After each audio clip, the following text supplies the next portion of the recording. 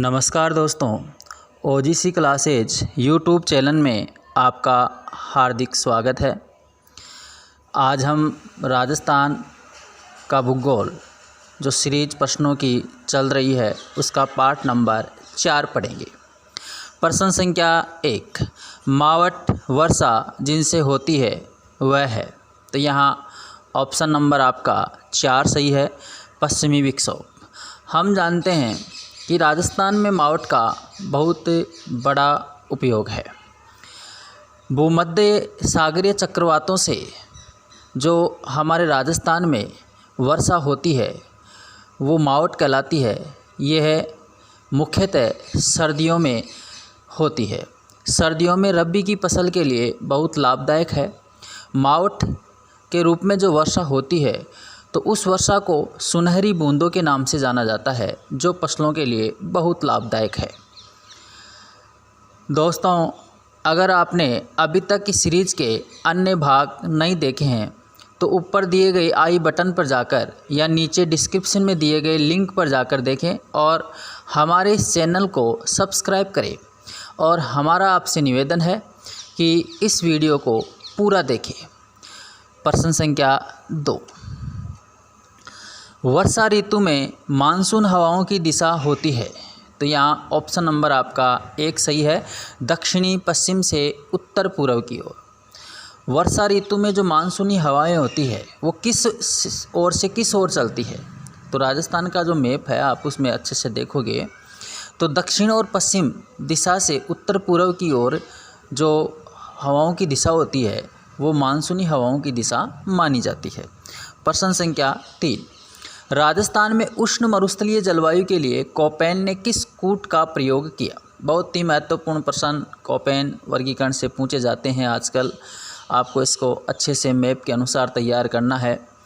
यहाँ पर आपका इस प्रश्न के अनुसार ऑप्शन नंबर 4 सही रहेगा, BWHW। दोस्तों, आप एक अच्छे से इसको मानचित्र से तैयारी करोगे और समझ के तैयारी करोगे तो राजस्थान का भूगोल आपका बहुत अच्छे से क्लियर होगा, मेरा जहाँ तक मानना है। यहाँ BWHW जो है वो उष्ण मरुस्थलीय जलवायु को बताता है।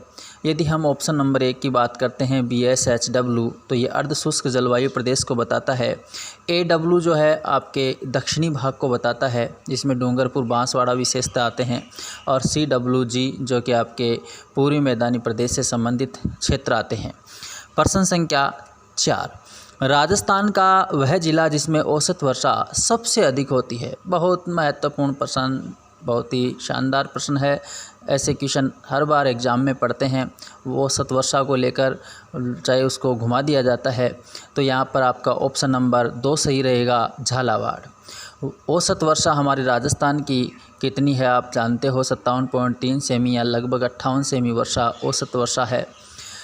तो यहाँ जो झालावाड़ है ये झालावाड़ दक्षिणी पूर्वी पठारी प्रदेश के अंतर्गत आने वाला ज़िला है, जहाँ पर वर्षा का स्तर 80 से 120 माना गया है। जबकि यहाँ पर स्थान हमें पूछता है तो माउंट आबू सिरोही जो है एक ऐसा स्थान है जहाँ पर वर्षा सबसे अधिक होती है और यहाँ 150 सेमी औसत वर्षा मापी गई है। प्रश्न संख्या 5, राजस्थान को 2 भागों में बांटने वाली समवर्षा रेखा है। बहुत ज़बरदस्त क्वेश्चन ये भी। यहाँ पर ऑप्शन नंबर 2 सही है, 50 सेंटीमीटर समवर्षा रेखा राजस्थान को 2 भागों में बांटती है, जिसमें एक शुष्क प्रदेश के नाम से जाना जाता है और एक यहाँ पर जो वर्षा होती है। तो इस तरह से 50 सेमी समवर्षा रेखा राजस्थान को 2 भागों में बांटती है। अरावली का पृष्ठ छाया प्रदेश भी शुष्क मरुस्थलीय प्रदेश कहलाता है। तो यहाँ पर 2 भागों में बांटा गया। यदि यहाँ एक अलग क्वेश्चन बनता है कि राजस्थान के शुष्क मरुस्थलीय प्रदेश को कितनी समवर्षा रेखा बांटती है, तो आपका यहाँ ऑप्शन नंबर 1 सही रहता है, 25 सेंटीमीटर समवर्षा रेखा। प्रश्न संख्या 6, राजस्थान में सर्वाधिक वर्षा किन पवनों से होती है। तो ऑप्शन नंबर यहाँ 3 सही है, बंगाल की खाड़ी के मानसून से।